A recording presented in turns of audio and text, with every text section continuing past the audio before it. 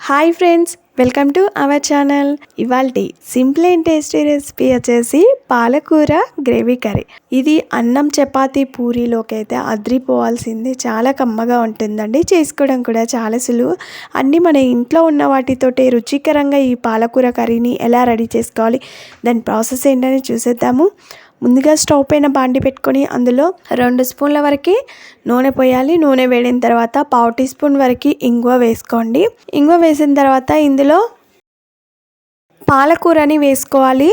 2 medium size కట్టల పాలకూరలను తీసుకున్నానండి. ఈ పాలకూరని శుభ్రంగా కడిగి ఇలా తరిగి పెట్టుకున్న పాలకూరని నూనెలో వేసి ఈ పాలకూర పచ్చివాసన పోయేంత వరకు ఫ్రై చేసుకోవాలి. బండిపై మూత పెట్టి కొద్దిసేపు ఫ్రై చేసుకోండి. ఇందులో నీళ్ళన్నీ ఎగిరిపోయేలాగా ఫ్రై చేసుకోవాలి. కొద్దిసేపు అయిన తర్వాత మూత తీసి అంతా కలిసేలాగా బాగా కలుపుకోండి. నీళ్ళు మొత్తం పోయి ఈ విధంగా డ్రైగా ఫ్రై అయిపోయింది కదా.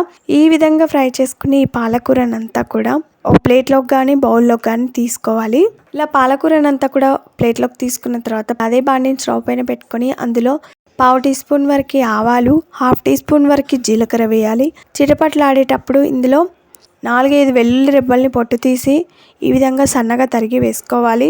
వెల్లుల్లి వేసిన తర్వాత ఇందులోని సన్నగా తరిగిన ఉల్లిపాయ ముక్కలు, అలాగే ఒక పచ్చిమిర్చిని ఈ విధంగా రౌండ్గా తరిగి వేసుకోవాలి. ఇప్పుడు ఈ ఉల్లిపాయలు పచ్చివాసన పోయేంత వరకు ఫ్రై చేసుకోవాలి. ఇవి ఒక పక్కన ఫ్రై చేసుకుంటూనే ఇంకొక పక్కన గ్రేవీ కోసం ఒక మిక్సీ జార్ తీసుకొని అందులో బాగా పండిన ఒక 2 టమాటాలని కట్ చేసి వేసుకోవాలి. పెద్ద సైజు ముక్కల్లాగా తరిగి వేసుకున్న తర్వాత ఇందులో 1/2 ఇంచు కంటే తక్కువగా అల్లం ముక్క, ఇందులోనే 4-5 వెల్లుల్లి రెబ్బలు వేసుకోవాలి. 5-6 జీడిపప్పులను కూడా వేసుకోవాలి. అలాగే ఇంకొక పచ్చిమిర్చిని ఈ విధంగా పెద్ద సైజు ముక్కల్లా కట్ చేసి వేసుకోవాలి. కొంచెం కొత్తిమీరని కూడా వేసుకోవాలి. మిక్సీపై మూత పెట్టి మెత్తగా మిక్సీ పట్టుకోవాలి. ఇంకొక పక్కన ఉల్లిపాయలు ఫ్రై చేసుకుంటున్నాం కదా. ఉల్లిపాయలు ఈ విధంగా ఫ్రై అయిన తర్వాత ఇందులో 1/2 టీ స్పూన్ వరకు పసుపు వేసుకోవాలి. ఇది పచ్చివాసన పోయేంత వరకు బాగా ఫ్రై చేసుకున్న తర్వాత ఇందులో ముందుగా మిక్సీ పట్టిన టమాటా పేస్ట్ అంతా కూడా ఉల్లిపాయలలో వేసిన తర్వాత ఒకసారి అంతా కలిసేలాగా బాగా కలుపుకోవాలి.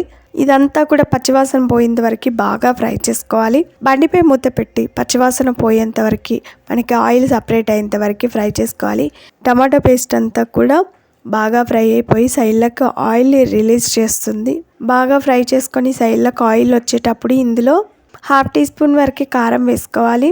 1/2 టీ స్పూన్ వరకు ధనియా పౌడర్, 1/2 టీ స్పూన్ వరకు గరం మసాలా వేసుకోవాలి.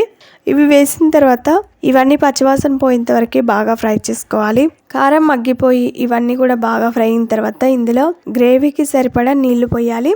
మనకి గ్రేవీ తిక్కుగా ఉంటేనే బాగుంటుంది కాబట్టి కొన్ని నీళ్ళని యాడ్ చేసుకొని బండిపై మూత పెట్టి కొద్దిసేపు ఉడికించుకోవాలి.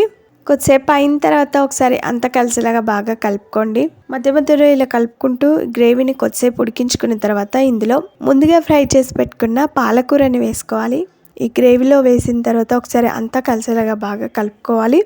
ఒక 2-3 నిమిషాల పాటు ఇలాగే ఉంచి ఉడికించుకోవాలి.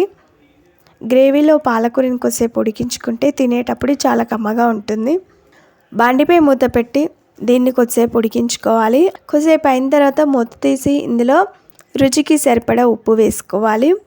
అలాగే 1 స్పూన్ వరకు కస్తూరి మేతిని తీసుకొని దాన్ని చేతిలోకి తీసుకొని ఇలా నులిమి వేయాలి. కస్తూరి మేతి వేయడం ద్వారా ఫ్లేవర్తో కర్రీ చాలా కమ్మగా ఉంటుందండి. రెగ్యులర్గా చేసుకునే కర్రీ కంటే కూడా ఇది కొంచెం కొత్తగా డిఫరెంట్గా ఉంటుంది. దీని రుచి చూసిన వారు మాత్రం అస్సలు వదిలిపెట్టరు, అంత కమ్మగా ఉంటుంది. బాండిపై మూత పెట్టి కొద్దిసేపు ఉడికించుకోండి. 1 నిమిషం పాటు ఉడికించుకుంటే సరిపోతుంది. 1 నిమిషం తర్వాత ఇందులో ఒక పచ్చిమిర్చిలో సగం ఇలా 3 లేదా 4 ముక్కలుగా కట్ చేసి వేసుకోవాలి. అలాగే సన్నగా తరిగిన కొత్తిమీరని వేసుకోవాలి. ఒకసారి బాగా కలుపుకోవాలి. ఇలా లాస్ట్లో పచ్చిమిర్చి వేయడం ద్వారా ఆ ఫ్లేవర్ అంతా కూడా కర్రీకి బాగా పడుతుంది. చాలా కమ్మగా ఉంటుందండి. బాండిపై మూత పెట్టి 1 నిమిషం పాటు ఇలాగే ఉంచి ఉడికించుకోవాలి. 1 నిమిషం తర్వాత స్టవ్ ఆఫ్ చేసుకొని మూత తీసి చూసినట్లయితే గుమగుమల వాసన వస్తూ కమ్మని పాలకూర గ్రేవీ కర్రీ అయితే రెడీ అయిపోయింది. ఇప్పుడు ఈ కర్రీని అంతా కూడా బాగా కలుపుకొని సర్వింగ్ బౌల్లోకి తీసుకొని సర్వ్ చేసుకుంటే అంతేనండి. చూడడానికి ఎంతో కలర్ఫుల్గా, నోటికి ఎంతో కమ్మగా రుచిగా ఉండే కమ్మని పాలకూర గ్రేవీ కర్రీ అయితే రెడీ అయిపోయింది. చూసారు కదా ఎంత బాగా వచ్చిందా. పాలకూర పప్పులాగా ఎంత కలర్ఫుల్గా కనిపిస్తుందో చూసారు కదా ఫ్రెండ్స్. పాలకూర గ్రేవీ కర్రీ మీకు నచ్చిందా? ఆలస్యం చేయకుండా లైక్ చేయండి, ఫ్రెండ్స్కి కానీ రిలేటివ్స్ కానీ షేర్ చేయండి. మీరు ఈ కర్రీ రెసిపీని తప్పక ట్రై చేయండి. మీకు ఎలా వచ్చింది, టేస్ట్ ఎలా ఉందనేది కామెంట్ చేయండి.